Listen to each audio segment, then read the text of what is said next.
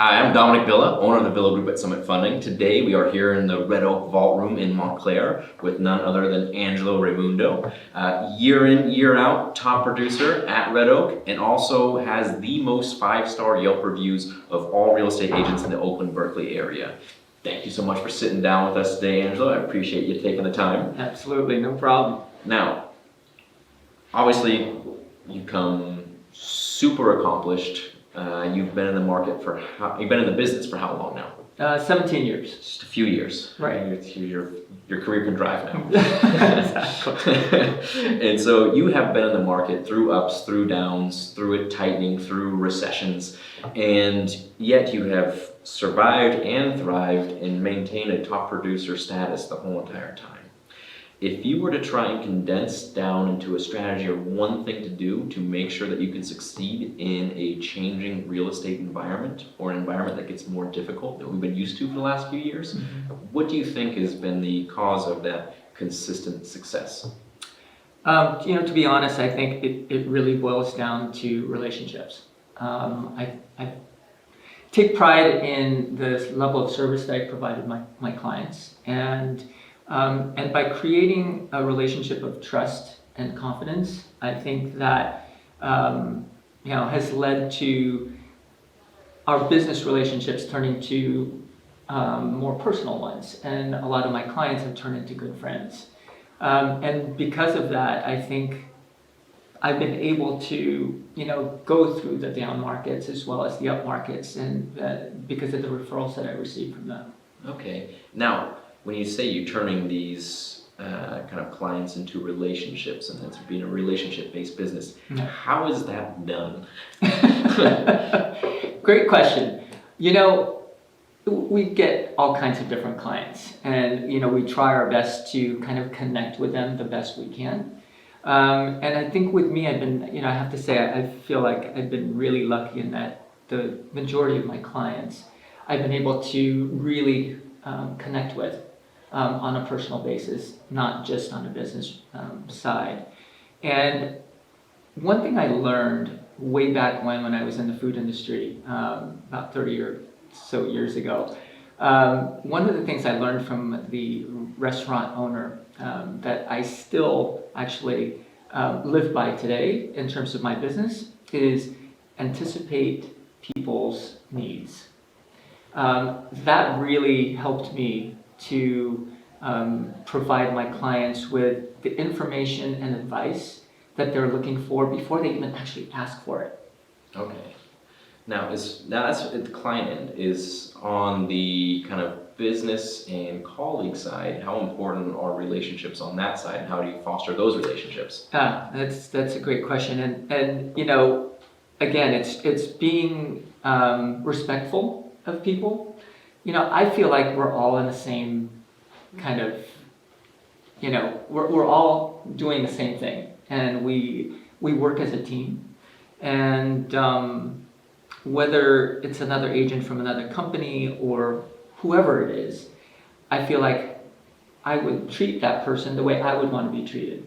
Weird. Yeah, right? It's so simple, yet it's so, for some people, it's kind of hard to do. For some reason. So there's that personality aspect of it, but Yeah. is there also a professionalism as far as execution of submitting the actual transactional process of it? Absolutely. I think that really makes a big difference. I mean, we all, build our own reputations in the industry. And I think if you are a good agent that knows, how things work and, the forms that are needed to be signed, the typical protocol for a transaction from beginning to end. I think that makes a big difference when you're working with someone who is professional, who knows what they're doing, who communicates, is easily accessible. Those all, I think, make a big difference in in the transaction itself for not just us as colleagues, but also for our clients. Okay, when you say easily accessible, what does that mean to you?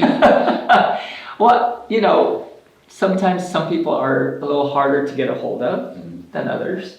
I think being able to respond to people's inquiries at a reasonable amount of time. And this is also, you said you anticipate those needs, and a lot of times it kind of mitigates that a little bit, right? That's exactly right. So if you know exactly what needs to be done, you do it instead of someone having to ask you to do it. We were all working within a time frame, and you don't want to wait until the day after your contingencies have been removed, to do or say something about it, or have the other agent inquiring as to what's going on. You want to be proactive. And, if there is a delay for some reason, you communicate that. Okay. And so it sounds like it doesn't quite boil down to just one thing. Right. It's a few things. And so it's about developing and deepening relationships with clients and colleagues. Right. Anticipating needs, would you say on both fronts? Absolutely. Is there much difference between how you treat clients and how you treat colleagues? Bottom line is no. I mean, I also try to befriend colleagues that I enjoy working with, because you just never know when you're going to work together again, right? So you want to be able to have that reputation of being a good agent that is great to work with. Now, if we were to kind of look at that, as far as deepening the relationships with clients and colleagues, why do you think that is important for kind of having a continued success production when, like I said, the market fluctuates? Besides the actual relationship that you build with clients, I also try to stay on top of mind. And by doing that, what I mean is, reaching out to them on, people's birthdays, anniversaries, things like that. And it's easier to do that when you're friends.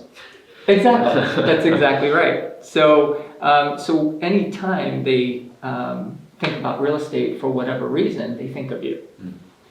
All right, I like that. And so it's being at top of mind, having that relationship to give them kind of the excuse to reach out as opposed to going astray somewhere else. Yeah. Exactly. And then as far as, like I said, what is the benefit of having the relationship with colleagues in the market as opposed to just making deals a lot easier to navigate through? Well, I think we're all working as a team. And it's always, when it comes down to it, especially in our market where you have multiple offers and you're dealing with many different agents, sometimes in one transaction, you want to stand out, right? You want to be that agent where if that agent is looking at 5 different offers and 2 of them they've never heard of, and then the 3 of them are top agents, but they know you personally and they know how you work, that could make a difference in how they advise their clients. All right, and now from that agent's perspective, when say you're the listing agent looking at those offers and you have those top agents that you're considering, maybe a little bit more than the 2 you haven't heard of, what is ultimately that you're looking for? Is it personality, efficiency? Like, what is kind of the extra icing on the cake that kind of goes on top of an offer when you're considering things?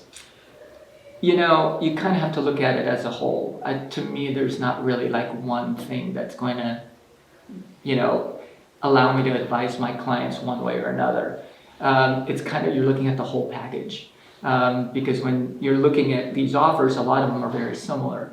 And sometimes the only difference is the agent or the lender even, And so when you look at the big picture of how secure that offer is, how strong that offer is with its terms and conditions, and who is representing that buyer? Does that agent have a good reputation amongst our community?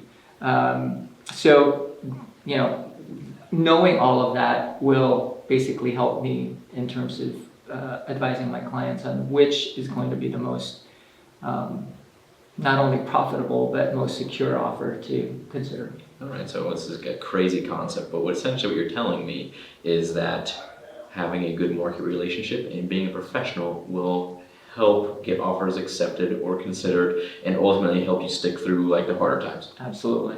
Weird, right? Yeah. Exactly. All right, beautiful.